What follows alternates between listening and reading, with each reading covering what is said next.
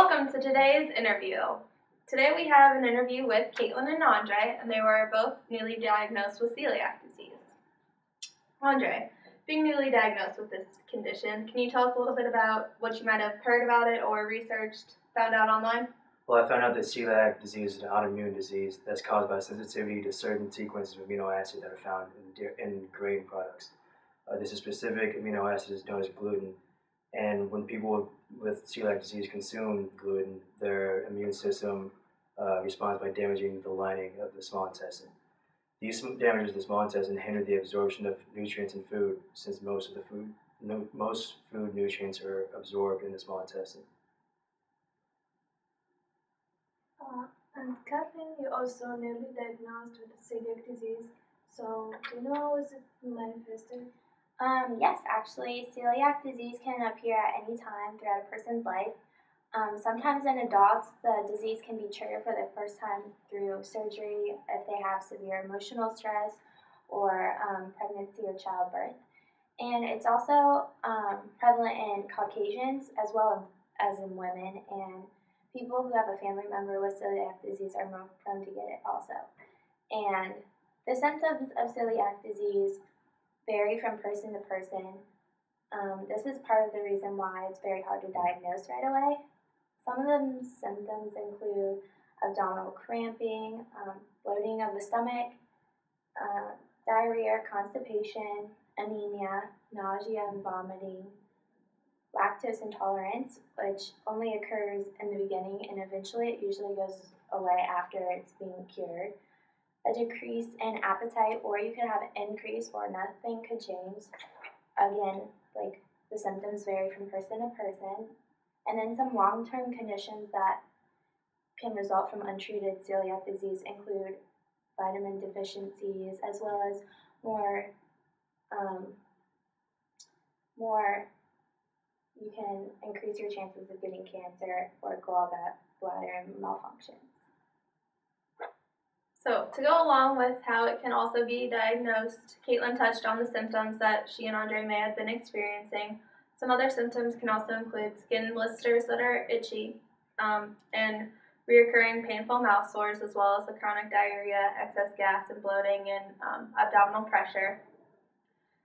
It's oftentimes those people with physical symptoms, it'll bring them to the doctor, and at the doctor's office, what they first normally do is test for antibodies. And these antibodies are proteins that are produced in the immune system, and they are to fight viruses, bacteria, and other organisms that will affect the body. And sometimes the body will produce these antibodies against non-infectious substances, and in the case with people with celiac disease, these antibodies are produced to attack gluten. And it is with the blood test that we can test for such antibodies. Normally, elevated levels of antibody endomysil and anti-tissue antibodies are found, and that is a direct indicator that a person certainly does have celiac disease. There's another high level of an antibody called anti-gliadin, which may also be detected as a form of the person might have celiac disease, but that is not something that is a certainty that they do have the celiac disease. Although both of those types of antibodies have been shown to decrease on a gluten-free diet, and then some actually become negative values once the person has been treated. And then the next step after testing for the antibodies is often to do a small intestinal biopsy. For people who test positive, like I said, with these antibodies, we'll have this biopsy to confirm their diagnosis. What a doctor will do is they'll perform this with an EGD, and they basically insert a long tube through the endoscope, or viewing endoscope through the mouth into the duodenum, which is the first part of the small intestine, which is also connected to the stomach. And then eventually a pathologist is the one that's going to evaluate that, and they're going to look for tissue samples for a loss of villi and other characteristics of celiac disease, such as an increased number of lymphocytes. So how is celiac disease affected by food? Well, it is obviously, like we've kind of mentioned or touched on before, it's directly affected by food. The people with this problem have problems with food containing gluten, like we have said, and it is where the body's natural defense system, immune system, attacks the gluten and thus damages the small intestine. It's very important for people to be treated with this because if they are untreated with celiac disease, it can also make you harder for to get the nutrients that you actually need because your body will not be absorbing those nutrients because it will be attacking with that antibody. So eating a variety of healthy foods that do not have gluten is essential for people with celiac disease. But the main treatment, like we've touched on, is just to eat foods that do not contain gluten for the rest of their life. And even if they're not, having the symptoms at the current time, they still have to continue with their gluten-free diet because say you eat something with gluten in it, then that's just going to re-trigger all the symptoms and inflame the small intestine and just have further problems with that. And like Caitlin had touched on a little bit as well, people do need to avoid cow's milk and milk products when they first begin treatment, oftentimes. But most of the time, people can slowly add dairy back into their diet once their intestine heals. Once the people have eaten a gluten-free diet for a period of time and the intestine has been able to heal, then the body is then able to intake dairy again.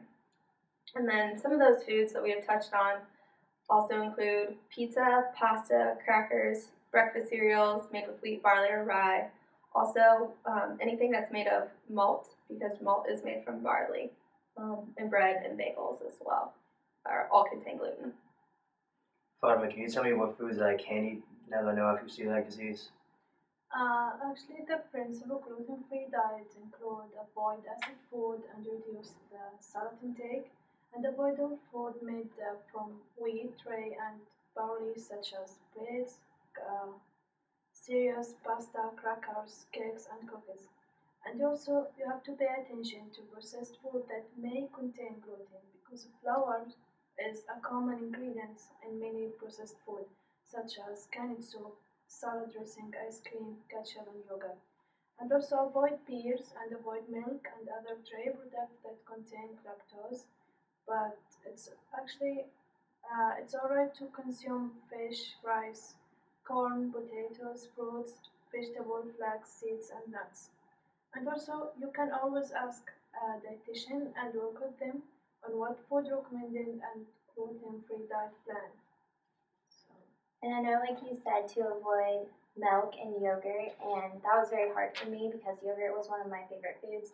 But I found the all-natural Greek yogurt, and on the label it says gluten-free, which means you're able to eat it if you have celiac disease. And they're coming out with a lot more products gluten-free, and they should all say them on the nutrition facts, so you know it's safe to eat if you have celiac disease.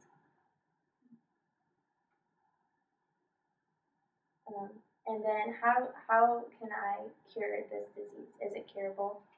actually, celiac disease can be defined as a permanent intolerance to the gluten fraction of wheat protein, and there is no alcohol but can be managed by avoiding all sorts of gluten. And if you have celiac disease, you have to treat it, and if you left untreated, it can be increased many different types of cancer, as you said, and different diseases such as malnutrition, loss of calcium, and bone density, and lactose intolerance. Well, that is it for our interview today. Like we had mentioned, if there are any other questions or any other concerns, people that with celiac disease can also visit with a dietitian to know more about their condition and learn a little bit more and work with them to form a diet plan for them as well. And for more information, you can also check out eatbright.org or glutenfreely.com. Thanks!